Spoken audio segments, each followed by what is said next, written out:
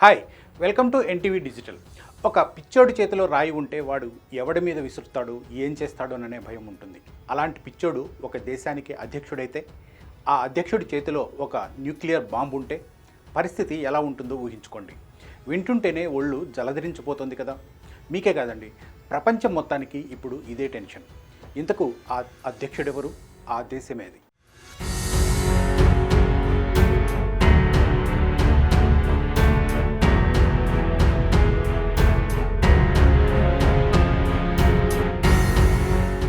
ఇప్పటికే మీకు అతనెవరో అర్థమైపోయి ఉంటుంది. ఎస్, మీరు ఊహించినట్లే అతను కిమ్ జోంగ్ ఉన్, ఉత్తర కొరియా అధ్యక్షుడు.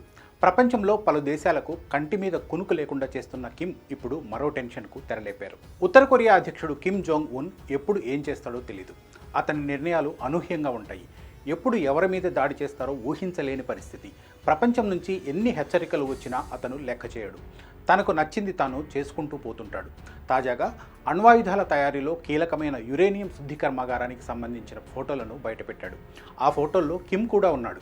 ఇది ప్రపంచాన్ని కంగు తినేలా చేసింది. వాస్తవానికి ఉత్తర కొరియా ఎంతో కాలంగా అణ్వాయుధాల తయారీలో నిమగ్నమై ఉంది. దీంతో పలు ప్రపంచ దేశాలు ఆ దేశంపై అనేక ఆంక్షలు విధించాయి. అయినా కిమ్ మాత్రం లెక్క చేయట్లేదు. తమ దేశ అణు సంపత్తిని గణనీయంగా పెంచుకోబోతున్నట్లు గతంలో కిమ్ వెల్లడించారు. ఇప్పుడు విడుదలైన ఫోటోలను చూస్తే కిమ్ అన్నంత పని చేస్తున్నట్లు అర్థమవుతోంది. యురేనియం ఉత్పత్తి ఎలా జరుగుతోందో స్వయంగా తెలుసుకునేందుకు కిమ్ ఆ ప్లాంట్ను సందర్శించినట్లు తెలుస్తోంది. అధికారుల పనితీరుపై కిమ్ సంతృప్తి వ్యక్తం చేసినట్లు ఆ దేశ వార్తా కథనాలు వెల్లడించాయి. అసలు ఉత్తర కొరియా అణ్వాయుధాలను సమకూర్చుకోవాలని ఎందుకు అనుకుంది? ప్రపంచ దేశాలు ఎన్ని ఆంక్షలు విధిస్తున్నా కిమ్ మాత్రం ఎందుకు దూకుడుగానే ముందుకెళ్తున్నారు? ఉత్తర కొరియా అణ్వాయుధ చరిత్ర తెలుసుకోవాలంటే కాస్త వెనక్కు వెళ్ళాలి. 1950 నుంచి 1953 మధ్య కాలంలో కొరియా యుద్ధం జరిగింది. అప్పుడే కొరియా రెండుగా విడిపోయింది. దక్షిణ కొరియా నుంచి తమను తాము కాపాడుకోవాలంటే ఖచ్చితంగా తమకు అణ్వాయుధాలు అవసరమని ఉత్తర కొరియా అప్పుడే భావించింది. ఇందుకు రష్యా సహకరించింది. 1980 నుంచి అణ్వాయుధాలకు అవసరమైన సామాగ్రిని సమకూర్చుకోవడం మొదలుపెట్టింది. అయితే ఉత్తర కొరియా అణ్వాయుధాలను సమకూర్చుకోవడంపై పలు దేశాలు ఆక్షేపణ తెలిపాయి, కఠిన ఆంక్షలు విధించాయి. దీంతో తాత్కాలికంగా పక్కన పెట్టింది. కొరియా చేతిలో అణుబాంబు ఉండడం అంటే అది పిచ్చోడి చేతిలో రాయి ఉన్నట్లేనని ప్రపంచ దేశాలు భయపడిపోయాయి. వెంటనే ఉత్తర కొరియాకు ముక్కుతాడు వేయాలని నిర్ణయించాయి. ఉత్తర కొరియాను దారికి తెచ్చుకోవాలంటే ముందు రష్యాకు చెక్ చెప్పాలని భావించాయి. అందుకే అణ్వాయుధ నియంత్రణ మండలి ద్వారా కఠిన ఆంక్షలు విధించాయి.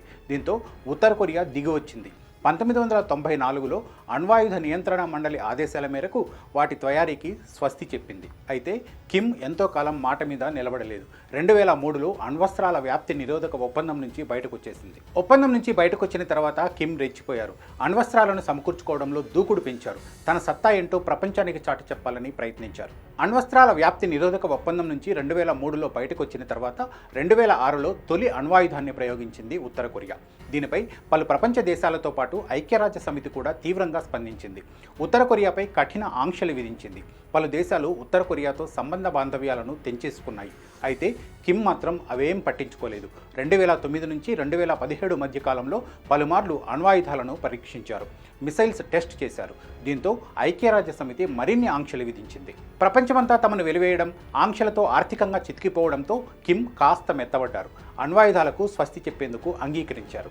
ఉత్తర కొరియా దూకుడును అడ్డుకోకపోతే ప్రపంచానికే ముప్పు తప్పదని భావించిన ఐక్యరాజ్య సమితితో పాటు పలు ప్రపంచ దేశాలు ఆ దేశాన్ని దారిలోకి తెచ్చుకునేందుకు తీవ్రంగా ప్రయత్నించాయి. దీంతో కిమ్ దారికొచ్చారు. 2018లో అమెరికా అధ్యక్షుడితో కిమ్ సమావేశమయ్యారు.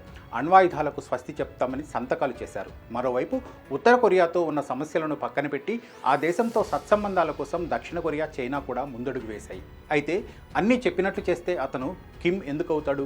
మళ్ళీ ప్లేట్ ఫిరాయించేశాడు. ప్రపంచ దేశాల ఆంక్షలను పట్టించుకోకుండా 2020లో కిమ్ మళ్లీ అణ్వాయుధాలను పరీక్షించడం మొదలుపెట్టాడు. అప్పటి నుంచి ఏదో ఒక రూపంలో వీటిని పరీక్షిస్తూనే వస్తున్నాడు. అత్యాధునిక క్షిపణులను తయారు చేసి వదులుతున్నాడు. ఇంతటితో ఆగకుండా సైన్స్ అండ్ టెక్నాలజీని వినియోగించుకొని సొంతంగా అణుసామగ్రిని సమకూర్చుకునేందుకు ప్రయత్నిస్తున్నాడు. అందులో భాగంగానే తాజాగా యురేనియం శుద్ధి కర్మాగారాన్ని సందర్శించాడు. వాస్తవానికి ఉత్తర కొరియా యోంగ్బియోన్ ప్రాంతంలో యురేనియం శుద్ధి కర్మాగారాన్ని సొంతంగా నిర్మించుకుంటోందనే విషయం కొంతకాలం కిందట బయటకొచ్చింది. అయితే అది నిర్ధారణ కాలేదు. ఇప్పుడు కిమ్ స్వయంగా అందులో పర్యటిస్తూ ఫోటోలు విడుదల చేయడంతో ప్రపంచం నివ్వెరపోయింది. ఉత్తర కొరియా అణ్వాయుధాలపై దాయాది దేశం దక్షిణ కొరియా తీవ్ర ఆందోళన చెందుతోంది. కిమ్ అసలే మూర్ఖుడు, ఎప్పుడు ఎలా రియాక్ట్ అవుతాడో తెలియదు, అందుకే ఈ టెన్షన్. ఉత్తర కొరియా అణ్వాయుధాలను సమకూర్చుకోవడాన్ని దక్షిణ కొరియా తీవ్రంగా ఖండించింది. దీనిపై వెంటనే ప్రపంచ దేశాలు జోక్యం చేసుకోవాలని అభ్యర్థించింది. మరోవైపు ఇది యోంగ్బియోన్ న్యూక్లియర్ కాంప్లెక్సేనా లేకుంటే మరొకట అనే దానిపై సందిగ్ధత మొదలైంది. ఉత్తర కొరియా యోంగ్బియోన్ కాంప్లెక్స్తో పాటు మరొక యురేనియం ప్లాంట్ను నిర్మించి ఉండొచ్చని నిపుణులు అనుమానిస్తున్నారు. ఉత్తర కొరియా అణ్వాయుధాలకు రష్యా, చైనా సహకరిస్తున్నాయని, ముందు వాటికి చెక్ పెట్టాలని కోరుతున్నారు. ఉత్తర కొరియా వద్ద ఇప్పటి వరకు ఎన్ని అణ్వాయుధాలు ఉన్నాయో అధికారికంగా తెలియదు. అయితే సుమారు 50 వరకు ఉండొచ్చని అంచనా. అంతేకాదు మరో 50 అణ్వాయుధాలకు సరిపడా సామాగ్రి కూడా దాని వద్ద ఉండొచ్చని భావిస్తున్నారు. మరి కిమ్ ఈ అణ్వాయుధాలను ఏం చేస్తారనేదే ఇప్పుడు తలెత్తుతున్న పెద్ద ప్రశ్న. కేవలం తన శత్రు దేశాలను భయపెట్టేందుకే ఇలా బల ప్రదర్శన చేస్తున్నారా, లేకుంటే నిజంగానే అణ్వాయుధాలను ప్రయోగించే సాహసం చేస్తారా అనేది అంతు చిక్కట్లేదు. కిమ్ వైఖరి తెలిసిన వాళ్ళు ఏదైనా జరగొచ్చని భయపడుతున్నారు. మరి కిమ్ మదిలో ఏముంది, మున్ముందు ఏం జరుగుతుంది అనే ప్రశ్నలకు కాలమే సమాధానం చెప్పాలి. ఇలాంటి ఆసక్తికర కథనాల కోసం ఎన్టీవీని సబ్స్క్రైబ్ చేసుకోండి. Thank you.